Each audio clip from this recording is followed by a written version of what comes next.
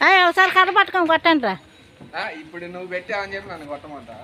అది ఫోటో తీసి వీడియోలో పంపిద్దాం.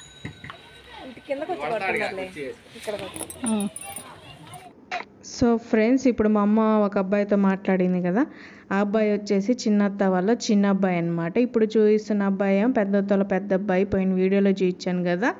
సో అన్నదమ్ములు ఇద్దరు కలిసి ఉసిరికాయలు అయితే కొడుతున్నారనమాట పచ్చడి పెట్టడానికి. ఇంటి ముందే ఉంది చెట్టు. నేను ఇవాళ చూపించేది కూడా వీడియోలో ఉసిరికాయ పచ్చడి, ఆవిరితో ఉడికిన ఉసిరికాయ పచ్చడి అనమాట. సో ఉసిరికాయ పచ్చడి ఏ విధంగా పెట్టాలన్నది ఈ వీడియోలో చూపిస్తాను. మీకు ఆల్రెడీ ఉసిరికాయ పచ్చడి పెట్టడం తెలుసు అనమాట, కానీ మేము ఎలా పెట్టుకుంటాం అన్నది చూపిస్తాను. ఇదైతే ఎమ్మటే మనం తినేసేయచ్చు ఉసిరికాయ పచ్చడి.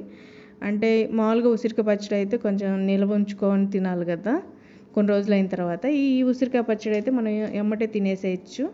సో అందువల్ల నేను ఈ వీడియో అయితే చేస్తున్నాను ఫ్రెండ్స్. సో ఇక్కడైతే ఒక గిన్నెలోకి ఉసిరికాయలు, కడిగిన ఉసిరికాయలు తీసుకొని అందులో పసుపు వేసేసి నూనె పోసేసి మనం మగ్గబెట్టుకోవాలి. దానిపైన ప్లేట్ పెట్టేసి దాని నిండా వాటర్ పోసుకొని సిమ్లో మనం మగ్గించుకోవాలి కాయల్ని.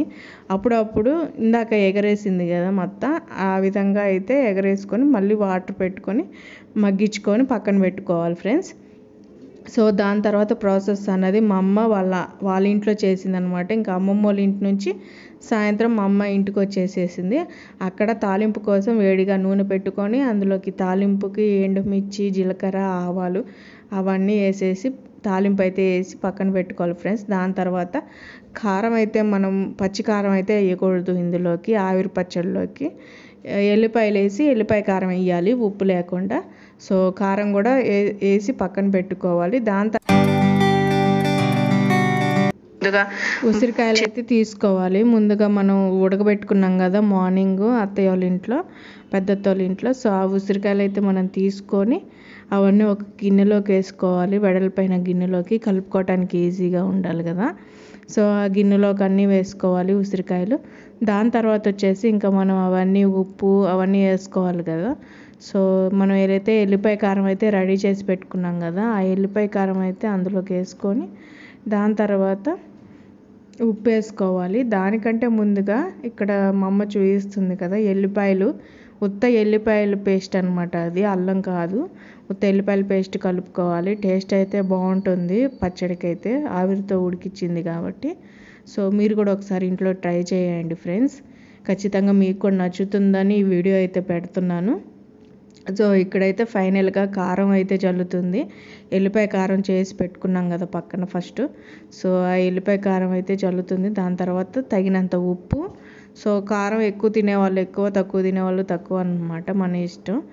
మీకు నచ్చిన విధంగా వేసుకోవచ్చు. లాస్ట్ అండ్ ఫైనల్ మనం ఫస్ట్లో తాలింపు వేసుకున్నాం కదా, ఆ తాలింపు అన్నది అందులోకి డ్రాప్ చేసి మొత్తం మిక్స్ అయ్యేదాకా మొత్తం కలపాలి బాగా.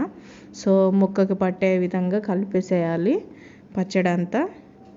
దాని తర్వాత ఇంకా మీకు ఉసిరికాయ పచ్చడి అయితే రెడీ అయిపోయింది ఫ్రెండ్స్. ఇంకా పప్పు వండుకొని కాస్త నెయ్యి పెట్టుకొని ఇంత వేడన్నంలోకి పప్పు నెయ్యి వేసుకొని తింటే చాలా బాగుంటుంది కాంబినేషన్ అయితే. నాకైతే చాలా ఇష్టం, మా ఇంట్లో కూడా చాలా ఇష్టంగా తింటారు పచ్చళ్ళు. సో ఫ్రెండ్స్, అందుకని మీరు కూడా ఇంట్లో ఒకసారి ట్రై చేసుకొని చూడండి. సో ఇలాంటి వీడియోస్ కావాలంటే నా ఛానల్ని అయితే ఖచ్చితంగా సబ్స్క్రైబ్ చేసుకోండి. సో లైక్ అయితే ఇవ్వండి, మీరు ఇచ్చే లైక్ని బట్టి ఈ వీడియో ఇంకొంతమందికి ప్రమోట్ అవుతుంది. సో అందువల్ల ప్రతిసారి నేను వీడియోలో అడగటం అయితే జరుగుతుంది లైక్ ఇవ్వండి అని. సో అదే అర్థం చేసుకోండి మీరు ఫ్రెండ్స్, సపోర్ట్ చేయండి. సో ఈ వీడియో అయితే ఇక్కడితో ఎండ్ చేస్తున్నాను. నెక్స్ట్ వీడియోలో అయితే మళ్ళీ కలుద్దాం. Thank you.